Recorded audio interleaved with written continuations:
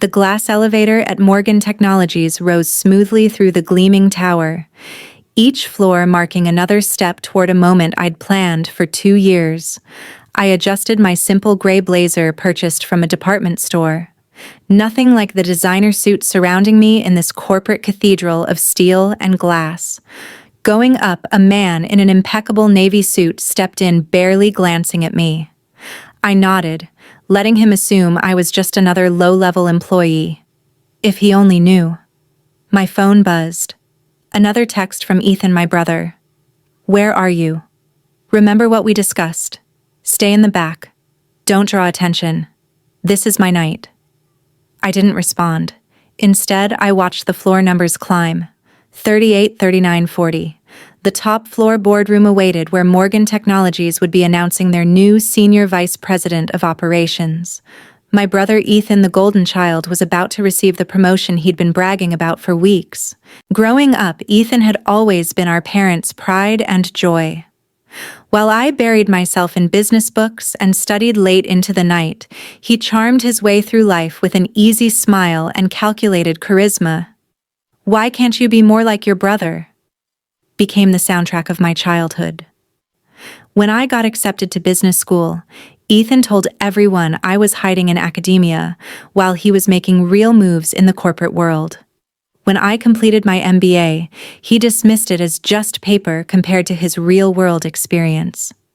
The elevator dinged at the 45th floor. As I stepped out, memories of last month's family dinner surfaced. "Olivia's still playing at being a professor," Ethan had announced, cutting into his steak. "While I'm about to become the youngest SVP in Morgan Technologies history." Mom beamed at him. "We're so proud of you, sweetheart." Some people, she glanced my way, just aren't cut out for the corporate world. Dad nodded sagely. "Academic life suits Olivia. Safe, predictable. Not everyone can handle the pressure of real business." I'd said nothing, just smiled and ate my dinner. Let them think what they wanted. They had no idea that while I was hiding in academia, I'd been building something much bigger. Now, walking through the sleek hallways of Morgan Technologies, I felt the weight of the documents in my briefcase. 2 years of careful planning, strategic investments, and quiet negotiations had led to this moment. The boardroom doors loomed ahead. Through the glass, I could see Ethan holding court, his perfectly tailored suit and practiced smile radiating confidence. Our parents sat in the front row, practically glowing with pride. Ethan spotted me and frowned quickly, making his way over. "I told you to stay in the back," he hissed. "This is my moment. Don't embarrass me by trying to network or whatever you're planning." "Don't worry," I said quietly. "I'm not here to steal your spotlight." He eyed my simple outfit with disdain. "Good. Just try to look professional at least. And don't mention we're related." As he walked away, I checked my watch. Right on schedule. Miranda Blake, the CEO of Morgan Technologies, would be arriving to make the announcement. What Ethan didn't know was that I'd met with Miranda many times over the past year, but not about his promotion. The room quieted as Miranda strode in, commanding attention without effort. She took her place at the podium, shuffling her notes with practiced precision. "Ladies and gentlemen," she began, "thank you for joining us today. We're here to announce some significant changes at Morgan Technologies." Ethan straightened his tie, ready for his moment. "But before we discuss any promotions," Miranda continued, "I have an important announcement. As many of you know, I have been searching for the right person to take Morgan Technologies into the future. Someone with vision, integrity, and a deep understanding of where this industry is heading." She paused, scanning the room. Ethan's smile widened. That search led me to someone who impressed me not just with their business acumen, but with their innovative approach to technology and leadership. Someone who quietly built an investment portfolio that includes controlling interests in 3 of our major competitors. Ethan's smile faltered slightly. This wasn't part of his script. Over the past year, this person has been systematically acquiring shares in Morgan Technologies through various investment vehicles. As of this morning, they've succeeded in purchasing a controlling interest in our company. The room broke into confused murmurs. Ethan's face had gone pale. "Ladies and gentlemen," Miranda said, "please join me in welcoming the new owner and CEO of Morgan Technologies." She turned and extended her hand toward me. "Dr. Olivia Bennett." The silence was absolute as I walked to the podium. Ethan stumbled backward, his carefully planned speech falling from nerveless fingers. In the front row, our parents sat frozen, their expressions a mixture of shock and disbelief. "Thank you, Miranda," I said, taking my place at the podium. The documents in my briefcase would wait. Right now, I had a company to address, and a lifetime of underestimation to correct. Miranda Blake stepped aside, a slight smile playing at her lips. She had kept our secret well, understanding exactly why this moment needed to happen exactly this way. "Before we continue," I said, my voice steady, "I believe congratulations are in order. Ethan, would you join me up here?" My brother's face had turned an interesting shade of gray. He stood rooted to his spot designer suit, suddenly seeming too tight at the collar. Our parents remained motionless in their front row seats. Mother's perfectly manicured hands gripping her purse so tightly her knuckles had gone white. "Ethan," I repeated, letting authority fill my voice. "Please." He moved woodenly toward the podium, each step looking like it physically pained him. The whispers had started now, rippling through the crowd as people connected the dots between our shared last name. "As you all know," I continued, "Ethan was to be announced as your new Senior Vice President of Operations today." I paused, letting the tension build. "That announcement will still be going forward, though with some adjustments." Ethan's head snapped up, hope and confusion warring on his face. Over the past year, I've had the opportunity to review everyone's performance records, including Ethan's. While his sales numbers are impressive, there have been some concerning patterns in his management style and strategic decisions. I opened my briefcase and removed a folder, watching Ethan's eyes track my movements. "Specifically, the Harrison account proposal from last quarter," I said. I held up a document. "The one where you took credit for Rachel Adams's work while she was on maternity leave." The color drained from Ethan's face. In the audience, a young woman in a charcoal suit sat up straighter. "Or the Stevens Technology merger." I continued, extracting another file, "where you conveniently failed to mention the massive pension liability that would come with the acquisition. The liability you discovered during due diligence but chose to hide." That's taken out of context," Ethan stammered, finding his voice. "You don't understand how business works in the real world. Sometimes you have to make morally questionable decisions to get ahead." I finished for him. "Steal credit from your subordinates, hide critical information from the board." Our father stood up suddenly. "Now see here," he blustered, his face reddening. "You can't just walk in here and start making accusations. Ethan has worked his way up through a combination of charm, manipulation, and taking credit for others' work." I cut in. "Yes, I know exactly how he's worked his way up. I've spent the last year reviewing every decision, every proposal, every partnership he's been involved with." I turned to address the room at large. Morgan Technologies has an incredible team of dedicated, innovative professionals, people who work hard, support each other, and operate with integrity. Starting today, those are the people who will be recognized and rewarded. My eyes found Rachel Adams in the crowd. "Ms. Adams," I said, "I'd like to meet with you tomorrow morning to discuss your actual contributions to the Harrison project and your thoughts on leading the new digital transformation initiative." Rachel sat up straighter, a slow smile spreading across her face as Ethan seemed to shrink beside me. "This is ridiculous." Our mother's voice cut through the room as she stood, designer heels clicking on the hardwood floor. "Olivia, you've always been jealous of your brother's success. This little power play of yours." "Mrs. Bennett," Miranda interrupted smoothly, "perhaps we should continue this family discussion privately. The board and I have some organizational announcements to make." I nodded. "My office." I said, indicating the large corner office that had been prepared over the past week. Now, as our parents and Ethan followed me into the office, I could hear Miranda beginning to outline the company's new direction to the assembled employees. The heavy door clicked shut behind us, muffling the sound. "Have you lost your mind?" Ethan exploded the moment we were alone. "You can't just walk in here." "And I can."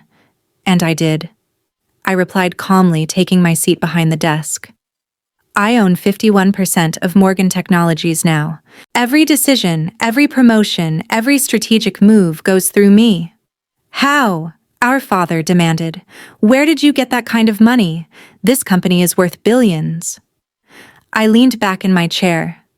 "Remember that silly little consulting firm I started during my hiding in academia phase? Turns out there's good money in helping tech companies optimize their operations and identify acquisition targets." I smiled. "Very good money when you do it right." "But you live in that tiny apartment?" our mother protested. "You drive a used car.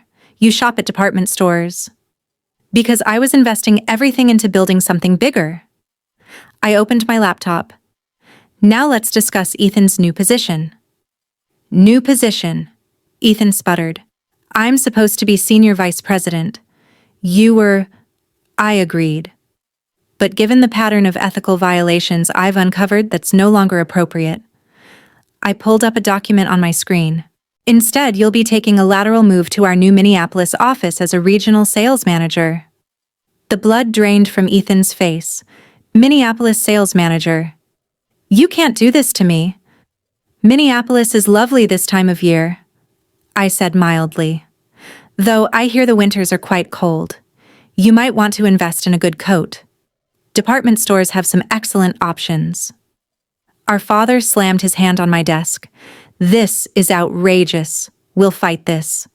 The board won't stand for—" "The board," I cut in, "has already approved all personnel changes. They've known about this transition for weeks. Only the three of you were kept in the dark."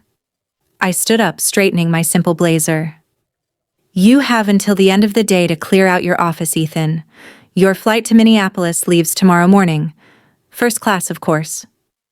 I'm not completely heartless. "And if I refuse?" Ethan challenged, though his voice shook slightly. "Then you can explain to potential employers why you were terminated for ethical violations. Your choice." I checked my watch. "Now, if you'll excuse me, I have a company to run."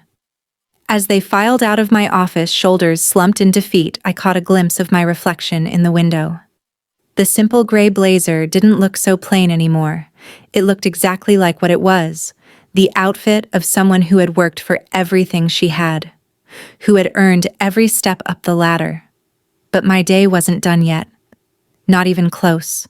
Because what my family didn't know was that Morgan Technologies was just the beginning. The real changes. The ones that would reshape not just our family dynamic, but the entire industry, were still to come. I picked up my phone and dialed a familiar number. "Everything's in place," I said when the line connected. "Time for phase 2. 3 months after taking control of Morgan Technologies, I sat in my office reviewing quarterly reports. The Minneapolis weather update on my screen showed heavy snow. I wondered if Ethan had bought that winter coat yet. A soft knock on my door interrupted my thoughts. "Come in," I called, already knowing who it would be. Rachel Adams entered, carrying a tablet and looking considerably more confident than she had 3 months ago. As the new head of digital transformation, she'd already implemented changes that had increased efficiency by 30%. "The Stevens technology audit is complete," she reported, taking a seat. "You were right about the pension liability being just the tip of the iceberg. We've uncovered at least a dozen other issues Ethan tried to hide." I nodded, unsurprised. "Send me the full report. And Rachel, good work." She smiled. The smile of someone who was finally being recognized for their talents. "There's something else. Your parents are in the lobby." I glanced at my calendar, though I already knew it was empty. "Send them up." While waiting, I opened my desk drawer and removed a thick manila envelope. Inside were documents I'd been preparing for weeks, ever since Phase 2 had begun. My parents entered without knocking. Mom looked thinner, her designer outfit from last season showing signs of wear. Dad's golf tan had faded and his shoulders stooped slightly. "Olivia," Mom started, her voice carrying forced brightness. "We've been trying to reach you." "I've been busy," I replied coolly. "Running a company takes considerable time. Please sit." They settled into the chairs across from my desk, looking uncomfortable. The silence stretched. "It's about Ethan," Dad finally said. "He's struggling in Minneapolis." "His performance reports reflect that," I agreed. "His sales numbers are well below target." "He's not used to the cold," Mom interjected quickly.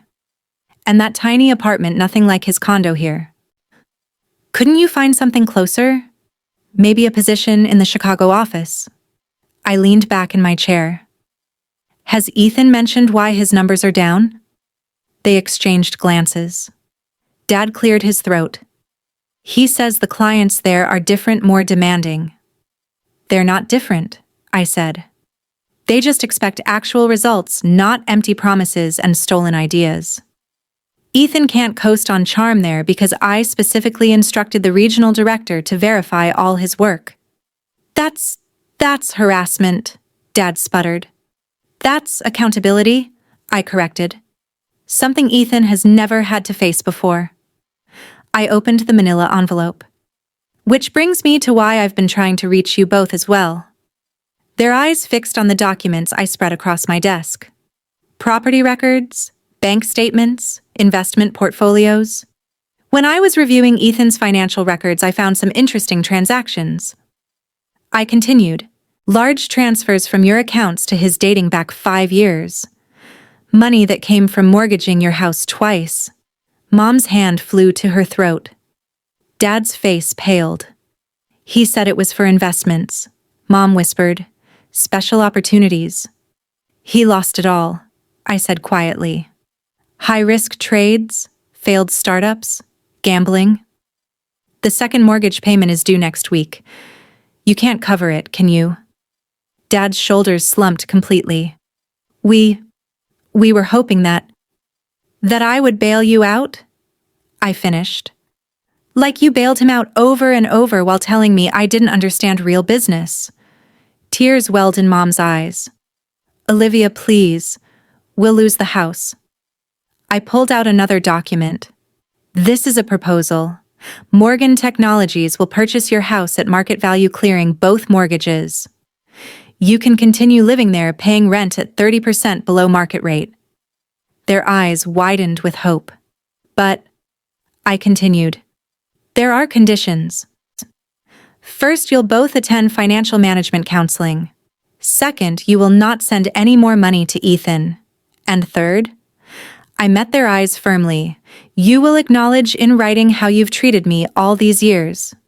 "That's blackmail," Dad protested weakly. "That's accountability," I repeated. "Something this family desperately needs." I stood and walked to the window, looking out over the city. "For years you dismissed my achievements, belittled my choices, poured all your love and resources into Ethan while treating me like an afterthought." I turned back to face them. "That ends now." Mom was crying openly now. Dad stared at his hands. "The choice is yours," I said. "Sign the agreement, keep your home, and maybe we can build something new from the ashes of what this family has become. Or don't sign, lose the house, and continue enabling Ethan's destructive behavior." I placed a pen on the desk between them. "But understand this, I'm not doing this for revenge. I'm doing this because sometimes love means forcing people to face hard truths." The silence stretched for a long moment. Then slowly Dad reached for the pen. As they signed, my phone buzzed with a text from Minneapolis. Ethan had finally hit rock bottom, admitting to his regional director that he needed help. I'd already arranged for him to enter a program, one that would address his gambling addiction and teach him actual business ethics. Looking at my parents, I saw something I'd never seen before in their eyes when they looked at me. respect, and maybe, just maybe, the beginning of understanding. "The car will take you home," I said, pressing a button to summon my driver. "The counselor will contact you tomorrow to set up your first session." They stood looking somehow both smaller and lighter than when they'd entered. "Olivia." Mom paused at the door. I'm sorry for everything." I nodded, not trusting myself to speak. After they left, I sank back into my chair and finally let out a long breath. Phase 2 was complete. The family that had dismissed me for so long was finally seeing me clearly, not just as a successful businesswoman, but as someone strong enough to help them face their own failures. Rachel knocked again, entering with a fresh stack of reports. "The board meeting starts in 10 minutes, she said. "They're eager to hear about the new expansion plans." I smiled, gathering my materials. Time to focus on the future, not just of Morgan Technologies, but of all the people who worked here. People like Rachel who deserved their chance to shine. As I walked into the boardroom, I caught my reflection in the window. The simple gray blazer was gone, replaced by one I'd chosen for myself. Not designer, not flashy, but perfectly suited to who I was. Someone who had built success on substance rather than style. The board members rose as I entered. They'd learned quickly that I was nothing like my brother and everything a leader should be. "Ladies and gentlemen," I began, "let's talk about where we're going next. Because real success isn't about proving others wrong, it's about proving yourself right." And I was just getting started. The glass elevator at Morgan Technologies rose smoothly through the gleaming tower, each floor marking another step toward a moment I'd planned for 2 years. I adjusted my simple gray blazer purchased from a department store. Nothing like the designer suit surrounding me in this corporate cathedral of steel and glass. But this time, it wasn't about trying to blend in. It was a symbol of everything I'd built on my own terms. The same elevator ride, the same building. But everything had changed. This wasn't Ethan's moment anymore. It wasn't about my parents' approval. This was about everyone who'd ever been underestimated, dismissed, overlooked. This was about rewriting the rules and showing what real leadership looks like. I stepped out onto the executive floor, not as a guest, not as the forgotten sibling, but as the CEO. As the woman who turned being underestimated into her greatest weapon. I walked down the hallway, calm, prepared, steady toward the boardroom. Not for revenge, but for vision, for change, for legacy. Because while others had spent their lives seeking validation, I had built something unshakable, something enduring. And now, as the door opened once more, I knew this was only the beginning.